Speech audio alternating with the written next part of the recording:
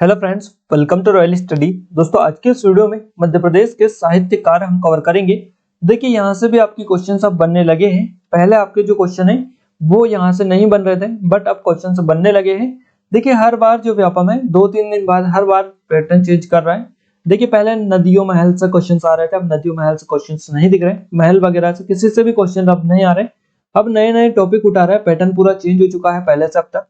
तो नए नए पैटर्न पर अब साहित्यकार उन्होंने स्टार्ट किया है। तो 2 से 3 दिन तक साहित्यकार से लगातार क्वेश्चंस आएंगे आपके लिए एग्जाम में। तो इस टॉपिक को आप अच्छे से कवर कर लीजिएगा। आपका 1 से 2 नंबर के क्वेश्चन अगर बने तो कवर हो जाएंगे।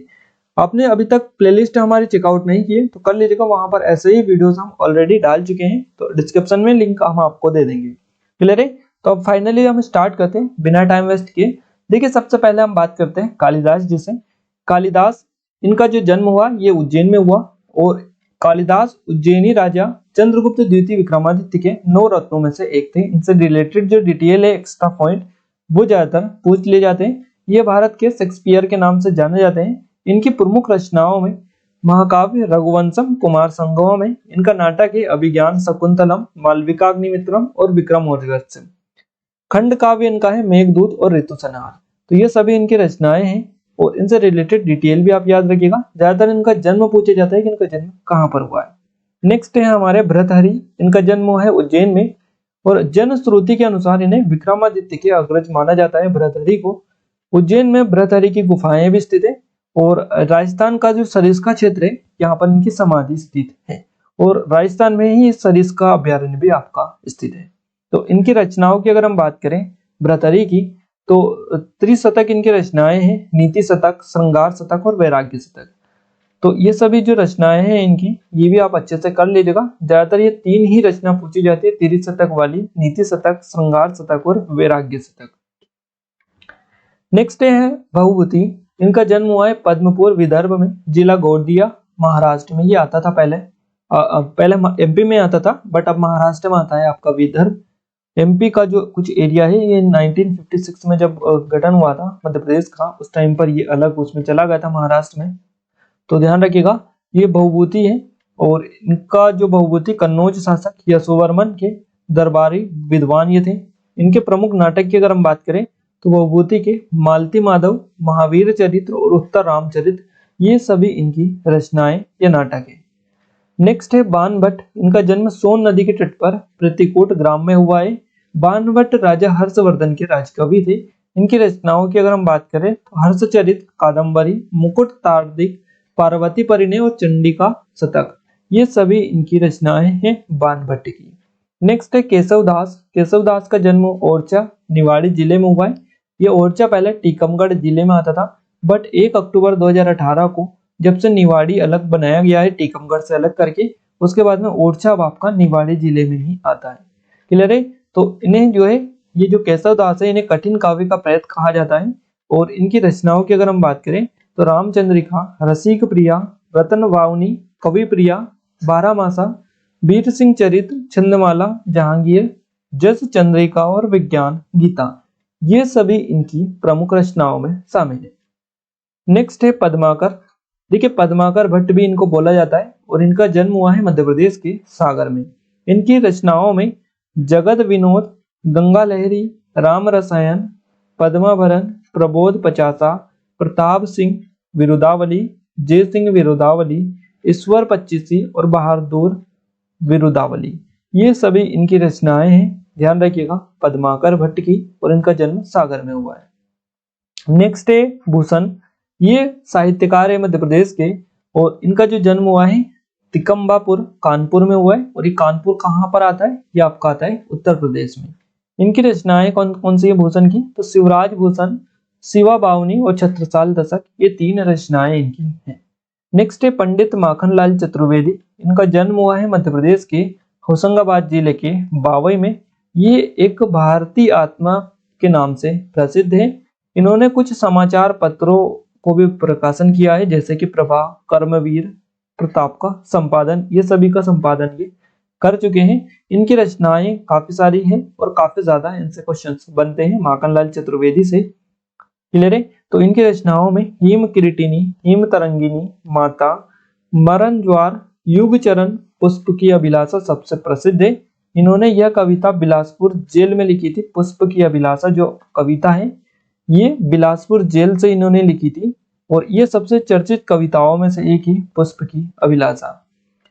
कृष्णार्जुन युद्ध, साहित्य देवता, अमीर इरादे गरीब इरादे, गांव समय के पांव, कला का अनुवाद, कहानी कहास और कहावत, चिंतक को लाचारी, इसके अलावा आत्मा दीक्षा, रंगों की बोली, वेणु ले गूंजे धरा, ये सभी जो है इनकी रचनाएं हैं माखनलाल चतुर्वेदी जी की।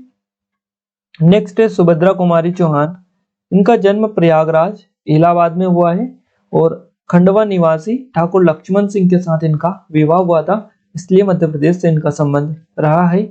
और इनकी प्रमुख रचनाओं में मुकुल, त्रिधारा, बिखरे मोती, उन्मादिनी, सीधे साधे चित्र, इसके अलावा वीरों का कैसा हो वसंत, साथ ही जलियांवाला बाग में वसंत, झांसी की रानी, सभा के खेल, राखी की चुनौती और बचपन सबसे ज्यादा चर्चित रचनाएं हैं इनकी। और इनमें सबसे ज्यादातर आपका जो क्वेश्चंस बनता है ये आपका त्रिधारा, मुकुल, इसके अलावा राखी की चुनौती, वीरों का कैसा हो बसंत, झांसी की रानी, इनके लिए ही ज्यादातर क्वेश्चंस इनसे बनते हैं। क्लियर है। नेक्स्ट है माखनलाल माफ कीजिएगा, नेक्स्ट है गजानन माधव मुक्तिबोध। देखिए गजानन माधव मुक्तिबोध जो है इनका जन्म मध्य प्रदेश के श्योपुर में हुआ है।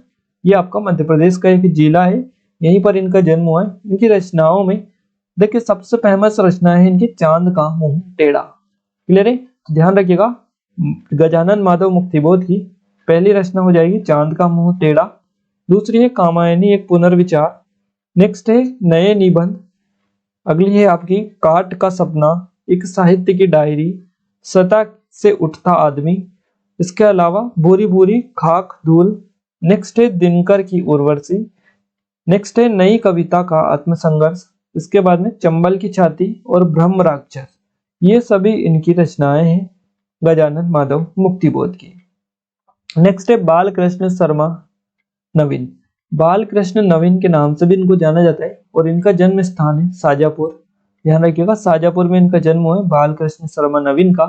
इनकी प्रमुख रचनाओं में उर्मिला, रश्मि रेखा, कुमकुम, अपलक, विनोबा स्तवन, हम विस्पाई जन्म के और प्राणार्पण, ये सभी रचनाएं बालकृष्ण शर्मा नवीन की है।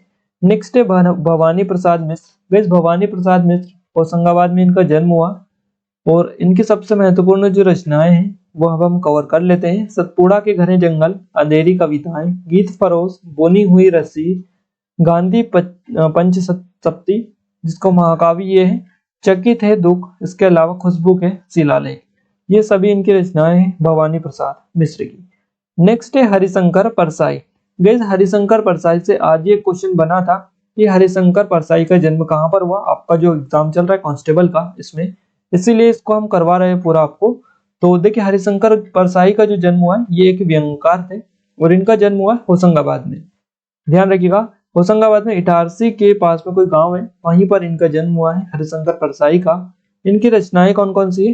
रानी नागफनी की कहानी, सदाचार का ताबीज, टिटता हुआ गणतंत्र, बेईमानी की परत, भूत के पांव पीछे, शिकायत मुझे भी, हंसते हैं रोते हैं, विकलांग श्रद्धा का दौर, तट की खोज, जैसे उनके दिन फिरे, तब की बात और थी, पगडंडियों का जमाना और तिरछी रेखाएं।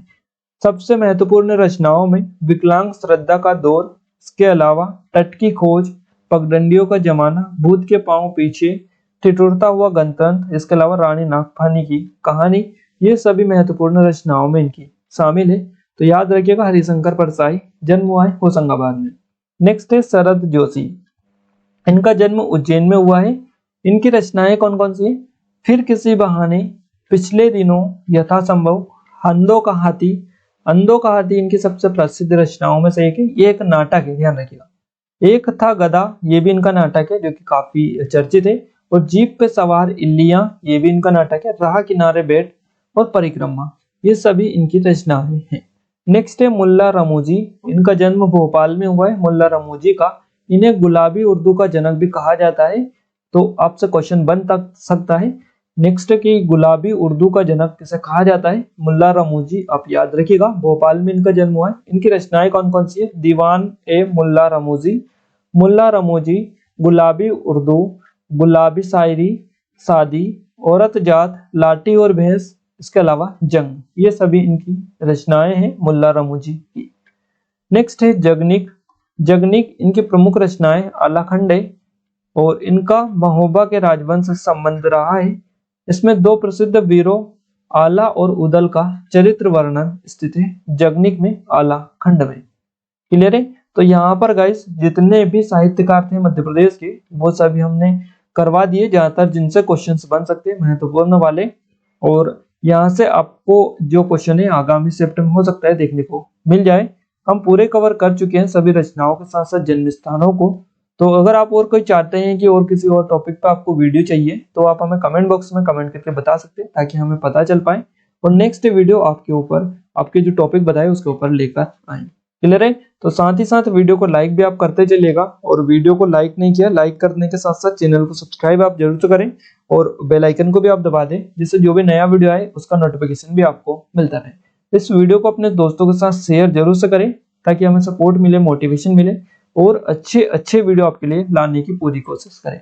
तो आज के इस वीडियो में बस इतना ही, मिलते हैं हम एक नए स्टडी वीडियो के साथ, तब तक के लिए जय हिंद, वंदे मातरम।